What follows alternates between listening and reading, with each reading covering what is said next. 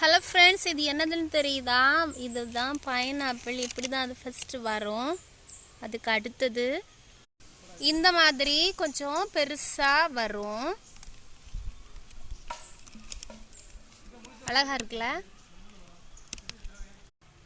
இது அது எல்லாத்தையும் விடையும் கொஞ்சம் கூட பெருசாக வளர்ந்துருக்கு. இதில் நீங்கள் பார்த்தா தெரியும், நம்ம வாங்கும்போது இருக்கக்கூடிய சதை பற்று. இது மேலே ஒரு பகுதி இருக்கும்ல, இதை நம்ம ஒடிச்சிட்டு இதை ஒடிச்சிட்டு இந்த பகுதியை நம்ம கட் பண்ணி சாப்பிடுவோம். இதில் பூ இருக்குது.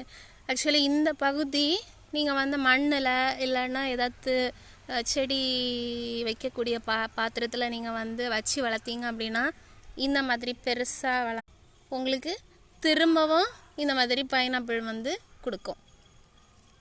பார்த்தீங்களா? நல்லா இருக்கா?